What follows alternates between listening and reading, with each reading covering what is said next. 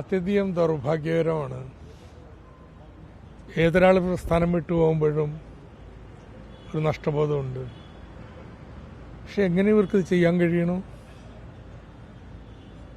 എന്തിൻ്റെ ന്യായത്തിലാണ് കോൺഗ്രസിൽ പോയി ചേരുന്നത്?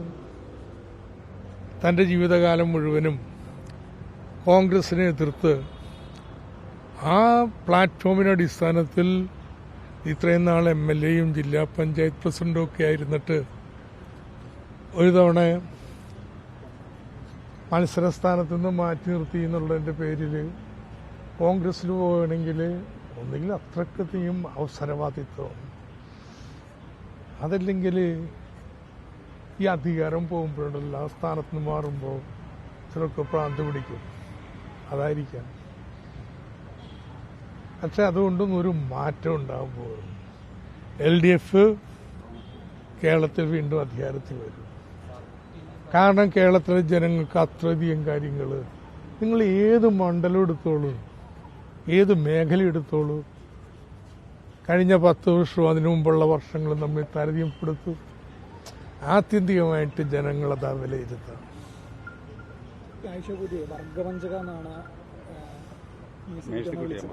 പക്ഷെ അതിലൊരു പ്രശ്നം അവർ ചൂണ്ടിക്കാണിക്കുന്നത് CPM-ലേക്ക് വരുന്നവരെല്ലാവരും നല്ലവർ, പോകുന്നവരെല്ലാം വർഗവഞ്ചകരെ വിളിക്കുന്നത്. നിശ്ചയമായിട്ടും പോകുന്നവർ മോശമാണ്, അതെന്താ സംശയം? CPM ആണ് ശരി. അപ്പോൾ CPM-ലേക്ക് വരുന്നവർ ശരിയായ പാതയിൽ നിന്ന് പോകുന്നു, CPM വിട്ടുപോകുന്നവർ തെറ്റ്. അതിനെന്താ ഞാൻ നിഷ്പക്ഷം വഹിക്കുന്നത്? ഞാൻ CPM-ന്റെ നിലപാടാണ്. എന്താ അവഗണന എന്ന് പറഞ്ഞാൽ നിങ്ങളുടെ MLA സ്ഥാനത്ത് 5 വർഷം മാറ്റി നിർത്തുന്നത്? ഇത്രയും നാളാക്കിയ കാര്യത്തെക്കുറിച്ച് ഓർക്കണ്ടേ? ഇത്രയും വലിയ അംഗീകാരം പാർട്ടി എന്നത് ഓർക്കണ്ടേ? അവഗണന ഉണ്ടായിക്കഴിഞ്ഞ് ഉടനെ കോൺഗ്രസിൽ പോയി ചേരില്ല. അതെന്ത് രാഷ്ട്രീയമാണ്? ഇതുവരെ അവർ പറഞ്ഞുകൊണ്ടിരുന്നത് എന്താ? ഈ അവസരവാദത്തൊന്നും കൊട്ടാരക്കരയിലോ കേരളത്തിലെ ജനങ്ങൾ അംഗീകരിക്കില്ല. ഏതമ്മല്ലേ? രാജേന്ദ്രൻ, മൂന്നാർ. അദ്ദേഹത്തോട് പോയിട്ടില്ല. പക്ഷെ പത്രവാർത്തകൾ കാണുന്നു, ചിലതെല്ലാം ഇങ്ങനെ അപജയം വരും, ചിലതെല്ലാം ഇങ്ങനെ അപജയങ്ങൾ വരും. പക്ഷെ അതിനേക്കാൾ എത്രയും കൂടുതൽ ആളുകൾ വരുന്നു. അതൊന്നും കേരള രാഷ്ട്രീയത്തെ ഒന്നും ബാധിക്കാൻ പോകുന്ന കാര്യങ്ങളല്ല.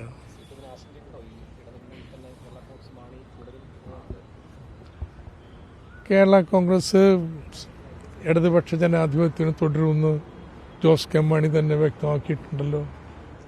അവരുടെ മന്ത്രി റോഷി അഗസ്റ്റിൻ വ്യക്തമാക്കിയിട്ടുണ്ടല്ലോ. അങ്ങനെ ഒരു സാഹചര്യത്തിൽ എന്തിനാ ഞാൻ സംശയിക്കേണ്ടത്?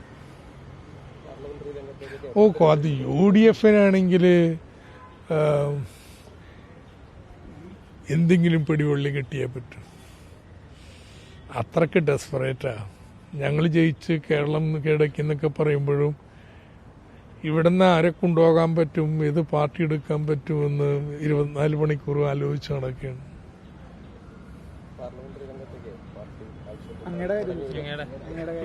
എന്റെ കാര്യമോ?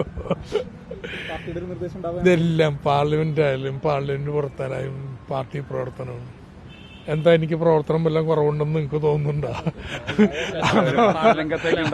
അപ്പോ അതൊക്കെ ഓരോ റോള് പാർട്ടി നിശ്ചയിക്കുന്നതിൽ ഏത് രംഗത്തായാലും അവിടെ നിന്ന് പ്രവർത്തിക്കും.